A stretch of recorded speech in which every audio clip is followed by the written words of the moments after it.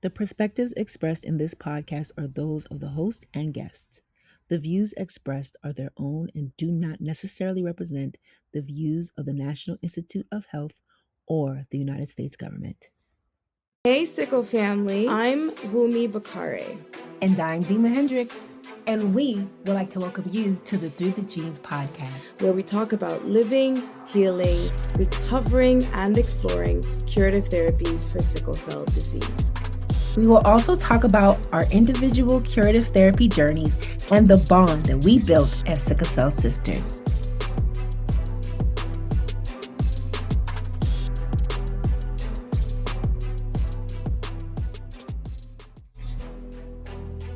Episode 5, Transplant versus Gene Therapy with Genesis Jones. I like that you had mental health support because, like you said, people don't realize there isn't a lot of break time in between those processes. IVF on its own, giving yourself those hormone shots so that your body will produce more eggs, takes a toll on the body. And specifically for warriors, it tends to trigger acute chest syndrome and also vaso-occlusive crises. Then from there, you kind of have very short breathing week. I think for me, I think I only had maybe 4 days before I immediately started going through Campath and busulfan just to, again, prepare my body for what I was going to get, which are the transfused cells. So now kind of talk us through, for you, were there any concerns during your transplant period? Now you've walked us through from conditioning regimen to day 0. And for those of you who don't know, day 0 is your transplant day. It's the day when you get those cells infused into your body. Did you have any personal concerns or worries? What side effects of the chemo and radiation did you experience, and how was that managed? Yes, my concerns were, really being able to go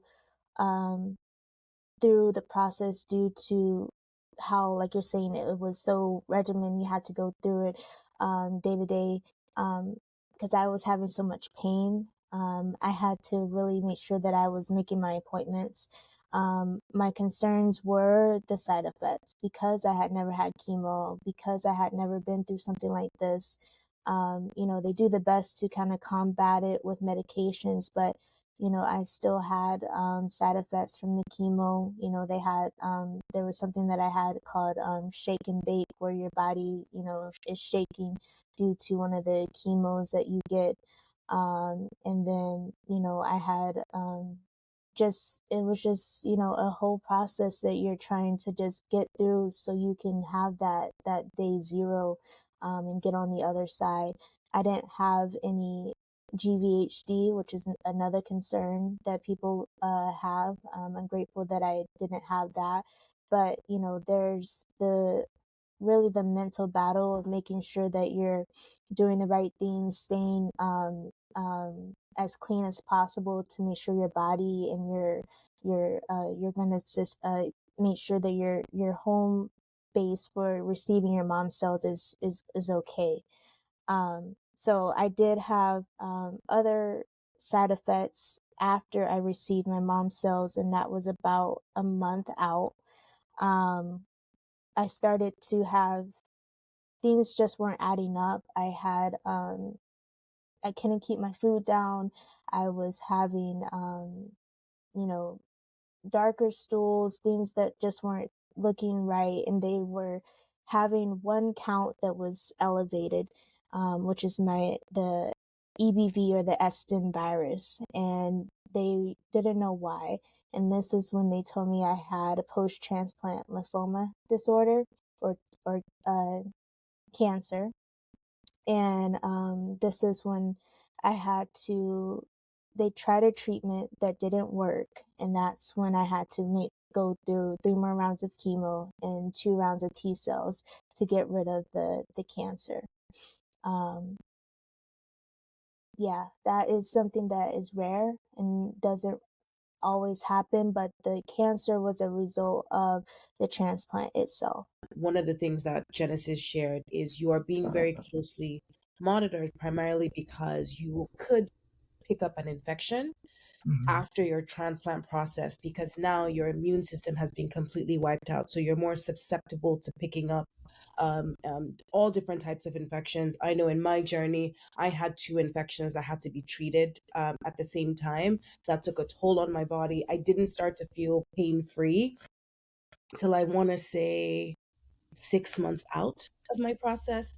So I think for each patient, it's uniquely different. But in your case, it seemed like after the post transplant happened, while the doctors were in that window where they were starting to see if your body, if there was engraftment taking place, that was when they noticed, okay, something is off as far as some of her blood work. And that's when they were like, okay, you have developed cancer. So for you, and I want to be respectful in how I ask this question, but can you describe to audiences, how did you feel in those moments? And how did you encourage yourself to embark on what would be another process on your body? Because now you've been diagnosed with cancer. So it almost feels like one illness, which was sickle cell disease, you were trying to, in medical terms, you were trying to alleviate that, and then now something else, a new diagnosis that you were unfamiliar with, was now brought into the picture. Yeah, I had to take a minute to really accept what the doctors said. And then I felt that because of all the things that I had experienced as a warrior, I was strong enough to, not physically, but mentally, I was strong enough to conquer the battle with cancer. Um, I had just been depleted because of what I went through for the transplant, but I was not concerned with being able to undergo the treatments for the cancer. It was completely unknown for me, or new. Um, I did have an inkling of concern of what was next, because when you hear cancer, you're like, what? Um, I just was really shocked, because like you said, I did not expect to have that at all. So I had to take a moment, but I did not have no doubt that I could not continue, which was the biggest thing. So, as of today, are you cancer free? As of today, my diagnosis is sickle cell trait, and post-transplant is in remission. Post-transplant lymphoma is in remission. I just want to first start off by saying you are a brave and incredibly fearless young woman. I don't know if when I was in my 20s, I was this resilient. I honestly don't think so, because to have even authored 2 books while going through all of these incredibly grueling diagnosis, I'm flawed at how you are still standing. I'm grateful to God that you are, because you, just by having this conversation with you, I am inspired by you. But more importantly, that you handle it with so much grace and poise, because I genuinely want audiences to understand what you've just shared with us. This young woman went through chemo, radiation, transplant, a diagnosis of cancer, additional radiation, on her way to recovery, hemolytic anemia, additional treatment. Even though it wasn't as intense of chemo, it was still another round of medications. And then now, a repeat of hemolytic anemia. And you are still standing 10 toes deep. It's incredibly remarkable.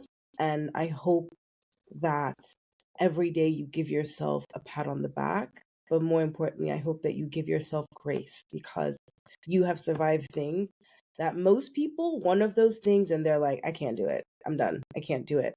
But your faith remains intact. Your support system remains intact. But more importantly, you are facing this head on like you were built for this. And I recognize people say God gives his toughest battles to his strongest soldiers. The humanity in me wishes I could alleviate some of this burden, because it cannot, just because you wear it well doesn't mean it's easy to carry. So I wanted to say that first to you.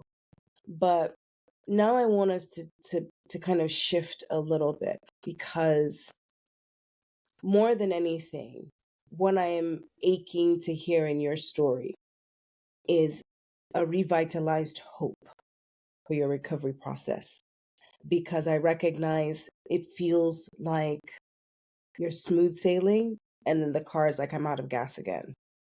And I use that analogy because when we talk about hemoglobin is the gas that our body runs on. It carries a lot of oxygen, a lot of other nutrients to all parts of our bodies.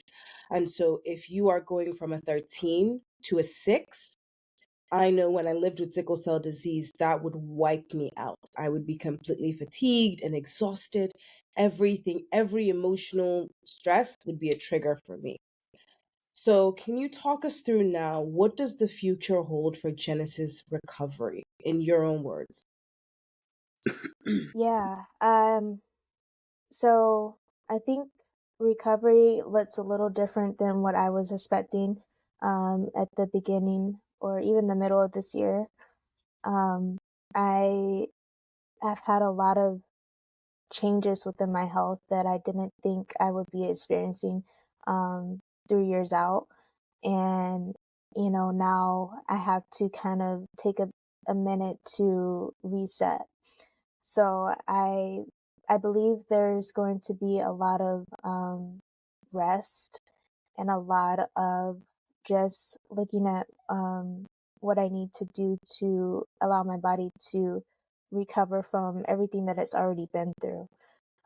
It has not had time to, let's say, catch up with all of the things that it has truly been through or been had to experience over these last 3 years.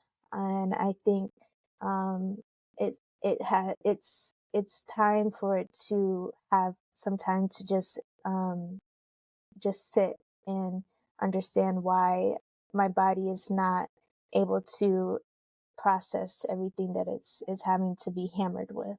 So, I am completing my master's online for clinical mental health counseling. Um, I'm really enjoying the program. I just finished my first semester and I did well. So I'm hoping that I can continue with that. Maybe I take a semester off and just reset. But I'm looking to just see what my health entails and if I need to just focus on that for now. It amazes me how much you have been going through and you still want to give back. You're still going to school and you're trying to be a clinician in the mental health space. And I know you're taking your time, but while you're taking your time, because I know this has impacted your mental health, what are the tools that you currently have in your arsenal to continue the management of your mental health during these processes? Yeah, I think the biggest thing for me has been leaning on my support system. Mm.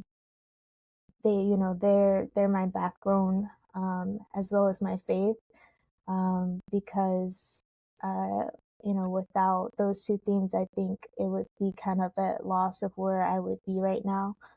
I I do have a lot of coping strategies that I use in the moment, like breathing, mindfulness, and meditation. Um, those are the three key things that I do every day.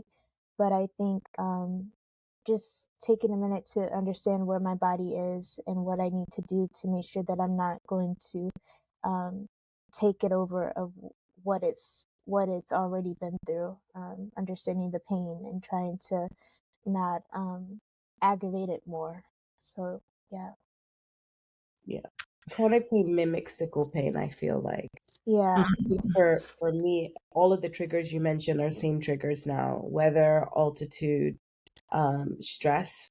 And it's one of those things where I think now I'm tasked with doing the mental work of Mm. mm-hmm. using distraction and saying, okay, self, you've taken what you need to take. This is an opportunity for you to sit down and, watch a movie or watch a series or read a book, something to distract you. Because even though we can identify this and say it's not necessarily correlated, it's not identical to my sickle pain, it does mimic sickle pain in some ways. Mm-hmm. And so it's kind of figuring out, all right, I've been able to label this as that, but let me give myself grace to also recognize that I'm having to navigate a new type of pain, but I need to do it in a way that feels safe for me, but also feels safe for my body as well.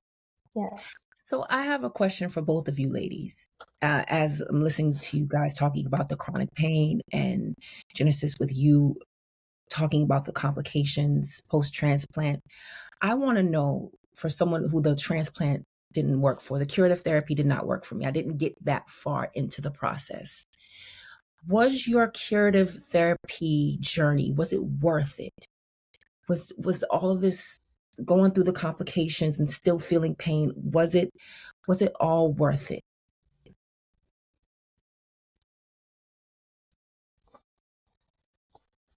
Is it too, can't touch it? Don't want to touch it? Is it too hard of a question? I can edit this out, but I just want to know, for me, was was it worth it in the end? I just want to know. I'll go. So I feel like for me, even with all the complications, even with what I'm experiencing right now, um, it was worth it because my quality of life has improved, and that was the overall goal for me, trying to not spend my life in the hospital, and have a overall improved quality of life. So yes, it was worth it. Even though I'm still having chronic pain, it's not like sickle cell pain. And maybe Wumi, you can speak more to that because I think it's completely different, even though it's there. So yeah, it for me it was worth it. I would say the same. I think the reason why I will say it's worth it for me, is because sickle cell is unpredictable, Mm. right? So I was one of those people, I always had a packed bag. I always made sure my bonnet was always washed. Like I always had like a spare bonnet, because I didn't know if that level of pain I would experience that day would put me in the hospital. So the chronic pain, the reason why I would go through the entire process all over again is my life, I can plan my life now. Mm. And not only that, all of my sickle cell complications aren't getting worse. So that gives me a restoration of hope. I recognize that when I have pain now, it's going to stop. It's not going to be one where I'm managing it at home and then all of a sudden I go in and they say, you have an infection or we need to admit you for something a bit more complicated. Now I know there's a fixed time on how long it lasts and then eventually it'll subside. It might come back the next day, but it'll subside. And I think for me, that gives me a feeling of sanity and peace that I didn't have with sickle cell. Like I felt like with sickle cell, I was always in survival mode and I was always on edge because I just didn't know what the manifestation of my pain was going to end up producing. And as someone who was the queen of getting infections, like literally infections where like, oh my God, we love her body so much. Now I don't have to live with that fear of if the is this, and if it does put me in the hospital, it's one of those things where like in the ER, I outwardly let them know this place gives me PTSD, so we need to get me out of here as quickly as possible. Oh my Um, And another one that like I can't celebrate enough is I didn't like who I became on opiates. A lot of times we don't recognize, like, I'll be honest with you, there's some papers that I wrote in college that I reviewed. While I wrote those papers, I was functioning on pain medications, but when I read them, I have no recollection of writing those papers. It's because of the way I write that I can recognize I wrote this. But that's a lot of times when we are on opiates, we don't realize how much of our psyche it's impacting. When you're in the hospital, sometimes you become a version of yourself people that love you don't recognize. Sometimes you become mean, sometimes you become selfish. It just, to me, all of those things, I didn't like that. And so now that I'm not on it, I feel like I think a lot more clearly. My emotions are a bit better regulated, and I feel like when I was in the hospital I was defensive. It just, my biggest victory is being off of opiates, because I was on like, I would be panicking. You know how like sometimes when you look at your person you don't have lip balm and you're like, my lips, I know they're going to be chapped and dry.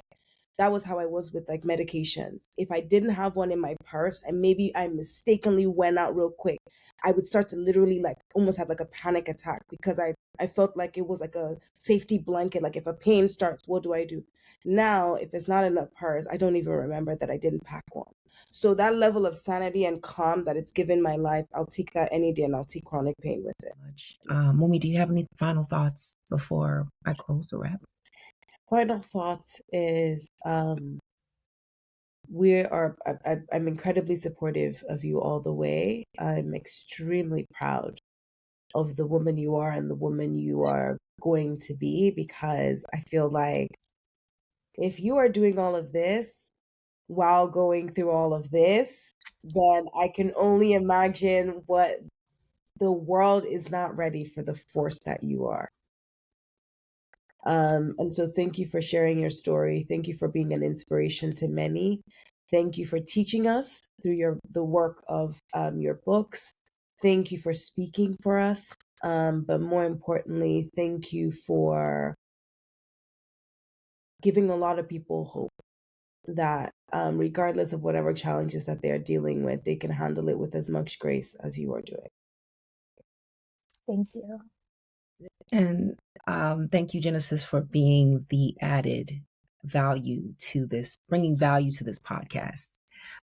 You have made Through the Genes even more better by just your presence and sharing your story.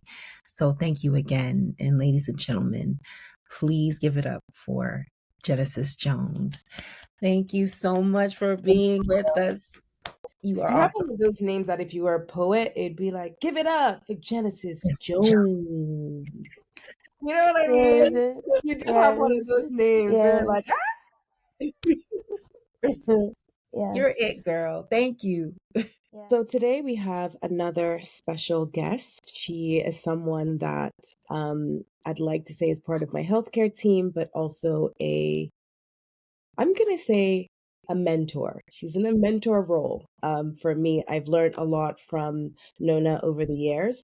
So please welcome Wynona Coles. She is the research lab manager at the National Heart, Lung, and Blood Institute at the National Institutes of Health. Welcome, Nona. Thank you, Wunmi. Thank you, Dima. Well, thank you for gracing us with your presence. I really appreciate it, and we can delve into this new gene therapy.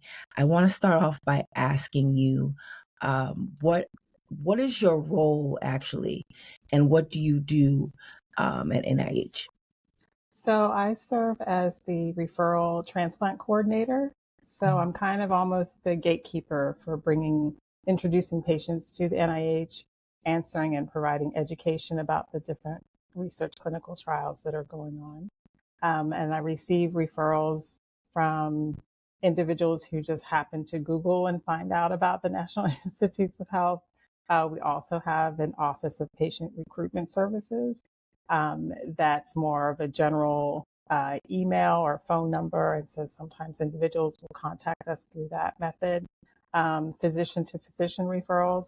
and mostly word of mouth, actually. So somebody who has actually participated in a clinical research trial at the NIH will then recommend somebody else to do the same. And then once I receive their information and we get in contact, then it's just a matter of education and telling them about the clinical research trials and then determining if they're eligible to move forward.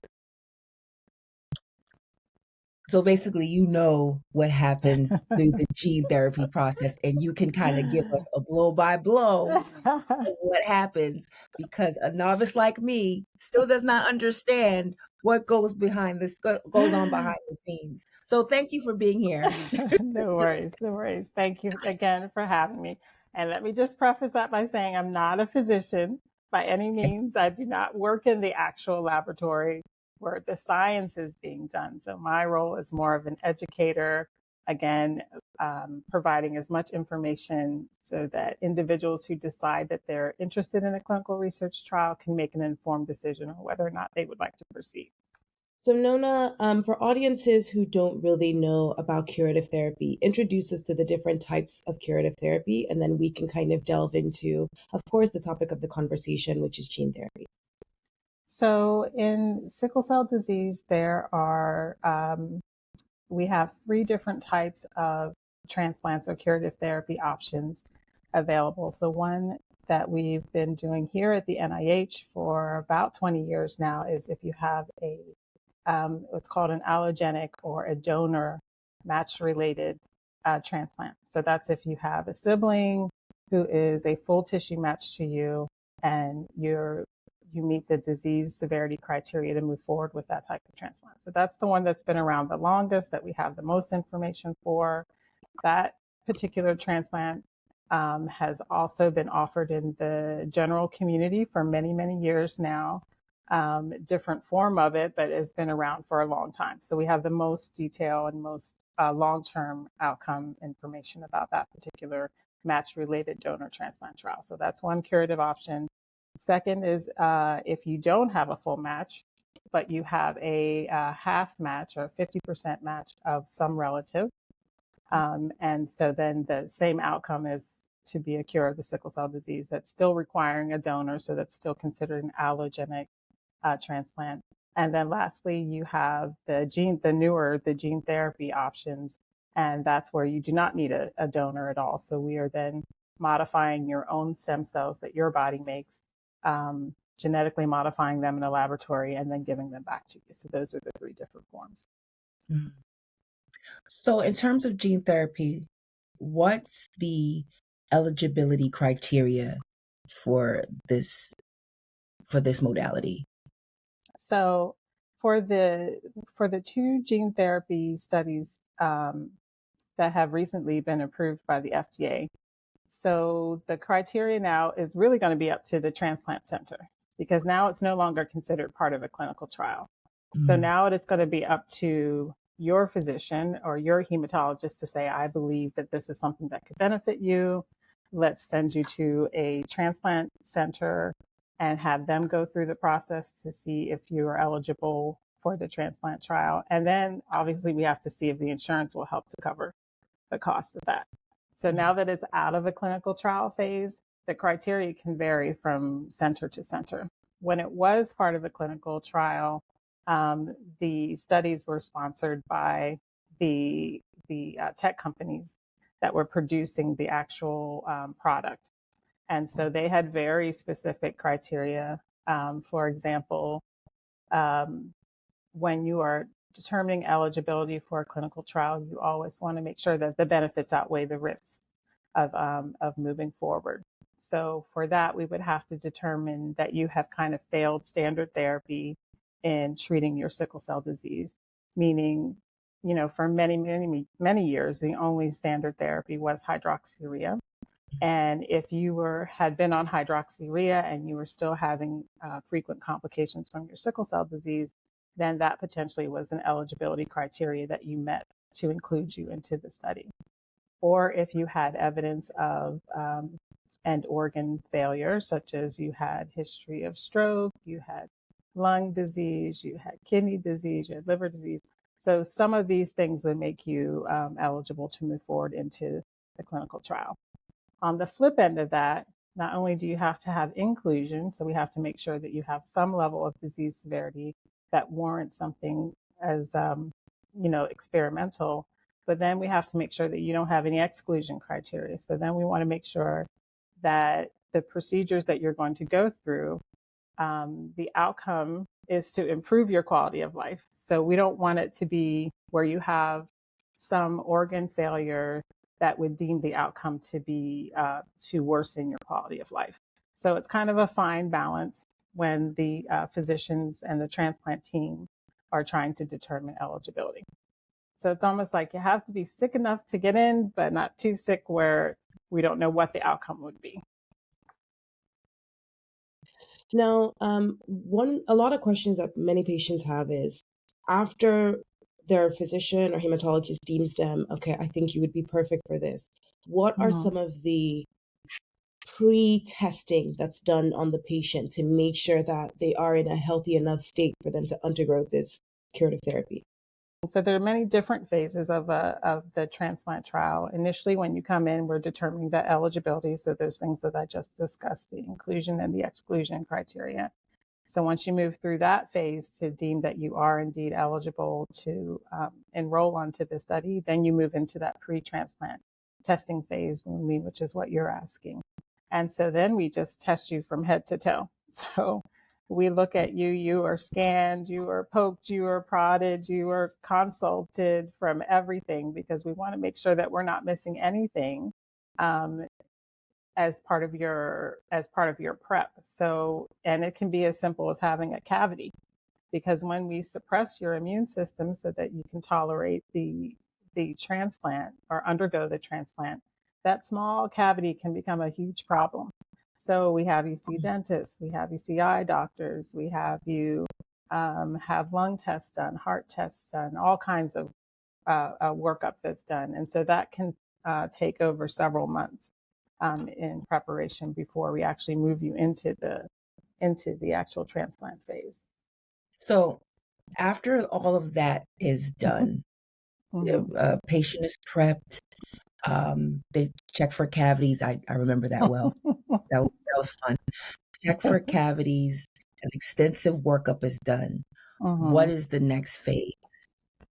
So it depends on which type of transplant you're going through. So when we're speaking about the clinical trials that we are doing, if you are focusing specifically on the gene therapy, then we have to do the collection of your stem cells, of the individual stem cells, because that's what we're actually going to be modifying in order to give back to them. So for that, we would have a lot of patients who are coming in are already being treated on the hydroxyurea medication, because hydroxyurea kind of, in sickle cell disease, your bone marrow is constantly working, right? Because you're anemic. And so it's constantly having to make stem cells that then mature into red blood cells. So that bone marrow is working over time. And the hydroxyurea kind of helps to chill that out a little bit. So it helps to kind of calm down the bone marrow. Well, when we want to collect stem cells, we don't want a very chill bone marrow, because we want to be able to collect as many stem cells as possible. So patients are then required to temporarily hold their hydroxyurea for at least 30 days before we do the collection of the stem cells. So so after the 30-day hold, then the individuals will undergo usually a full red blood cell exchange. And that is to, now that we've stopped your hydroxyurea, you kind of aren't on any treatment or any coverage for your sickle cell disease. So by doing a blood exchange, we actually kind of take out the sickled cells and replace it with normal hemoglobin. And that in and of itself is kind of a preventative method for you. So you have that done, and then you undergo the mobilization period, which is where you receive a medication that actually then stimulates your bone marrow. So it's a lot of calming down, stimulating, but this medication will stimulate your bone marrow to make enough of these stem cells so that it leaves the actual marrow and goes into the bloodstream. And then we collect those stem cells by an IV. So that's kind of the the point where we collect those stem cells, we ship them off to the laboratory where they actually do the gene modification. And the individual is an inpatient usually for that procedure for probably about 4 to 5 days. The majority of that, again, is just to make sure that you tolerate the procedure well, you don't have any bad side effects to either the medication, to the stress of the full red cell exchange, or to the stress of the actual collection of the stem cells. So you explained the biopsy and bone marrow harvesting, but we mentioned apheresis quite a bit throughout the podcast series. And for the audience members that don't know about apheresis, could you explain the steps of the apheresis treatment? Sure. So for individuals who undergo apheresis, which is kind of the gold standard right now, so we're trying to go as least invasive, right? So instead of having to put you under with general anesthesia, which is at a risk, having to go in through the hip bone several times. So all those things are very invasive procedures. So we've kind of moved from that to a less invasive procedure that can be done as an outpatient or inpatient, but you don't have to be put to sleep for that. It does require the insertion of a central line catheter that goes into the vein here along the side of the neck.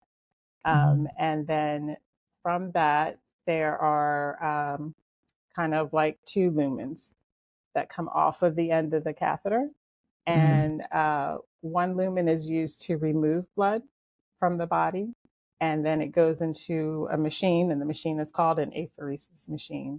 So blood flows out into the apheresis machine. The machine is sensitive enough to select out the stem cells only, because that's what we want to do the modification. And then it returns the rest of your blood products. So the rest of your cells, platelets, all comes back. So it's like a big closed circuit system. So blood flows out from the patient into the machine. The machine selects the stem cells, separates them, and puts them into a bag. It really is just a bag. And then the rest of blood products flows back into that other lumen on the catheter. The apheresis procedure takes several hours. Patients are monitored the whole time. There's several nurses. When you probably remember whenever you've had apheresis done, several nurses involved monitoring your vital signs, making sure that you have good electrolyte balance, because they have to give you blood thinners so that your blood doesn't clot in the tubing of the machine.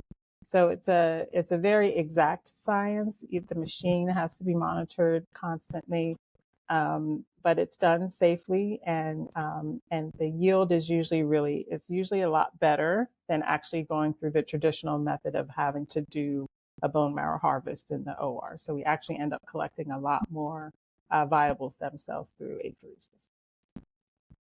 Now I'm going to play a bit of like a devil's advocate question. Are there situations where the stem cells are harvested, and when they are in the manufacturing center, something occurs whereby the patient is no longer eligible for the gene therapy?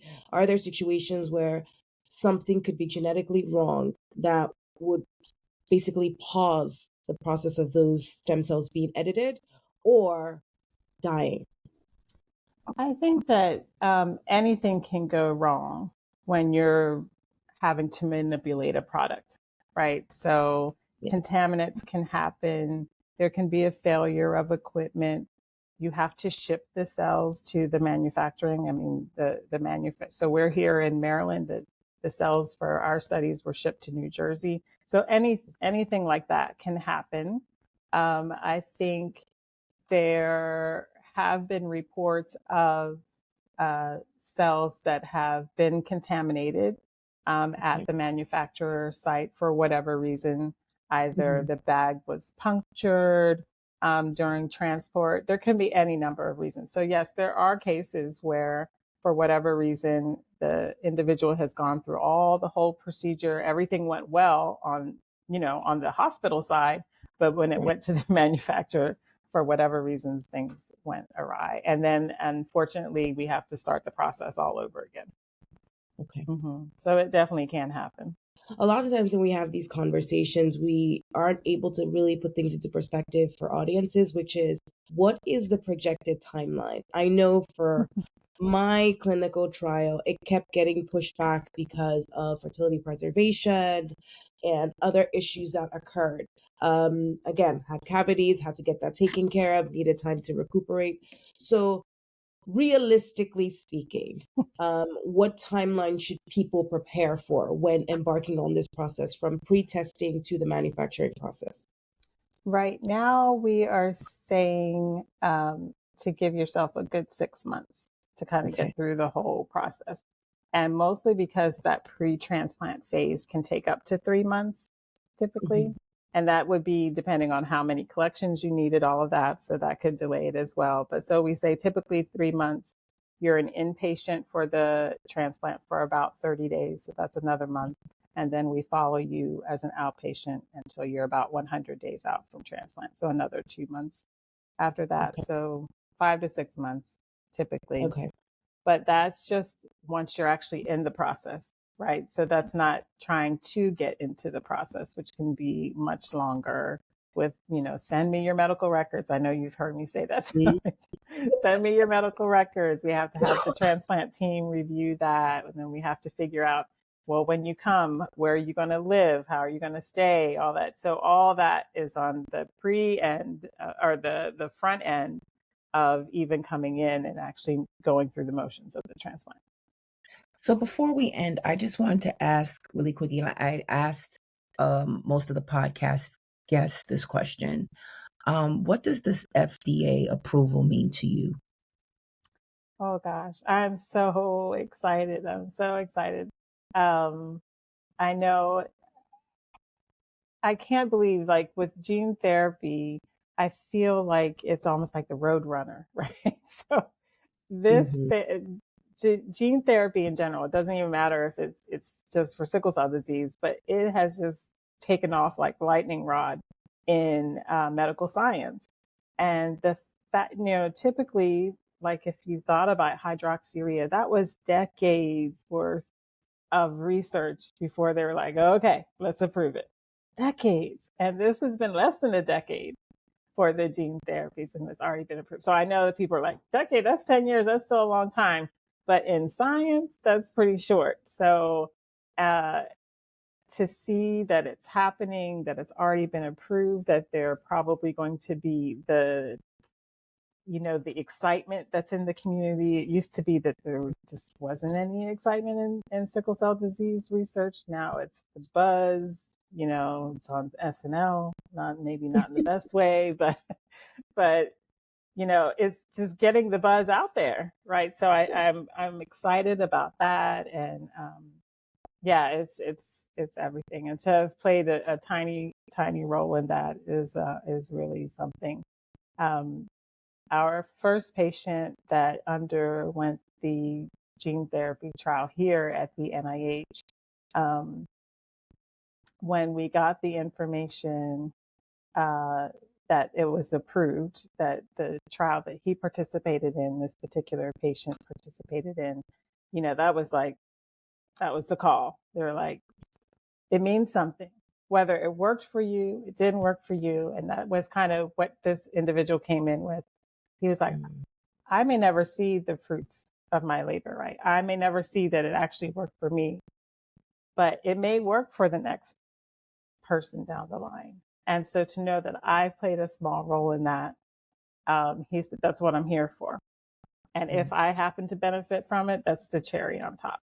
And so working with people that is the way they view life.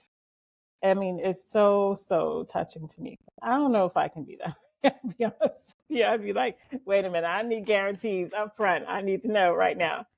But to know that some people are just willing to take that leap of faith, and even if it doesn't mean anything to them, the fact that it means something for somebody else or it could mean something for somebody else it's just been everything for me. So yeah, I'm stoked about the FDA. And now I'm aging myself. I don't know what the new slang would be for but yes, I'm excited. On the next episode of Through the Genes, we welcome licensed psychologist Dr. Stacy Martin. Together, we'll delve into the mental health challenges associated with sickle cell disease and the curative therapy journey. You know, what will you do when you're in a lot of pain, when you're in the hospital? What will you do when you feel lonely being in the hospital, when you maybe haven't been able to connect with family and friends the same way? Let's talk about some coping techniques that you can put into place, because once you're there and you're having a really hard time, sometimes it's really tough to step back and say, okay, what are my coping techniques? What are my options here? Through the Genes is funded by the National Human Genome Research Institute, part of the National Institutes of Health, through the Democratizing Education for Sickle Cell Disease Gene Therapy Project. Don't forget to follow Sickle Cell Prodigy and Through the Pain Inc. for additional resources and initiative updates. Thank you for tuning in to this episode of Through the Genes.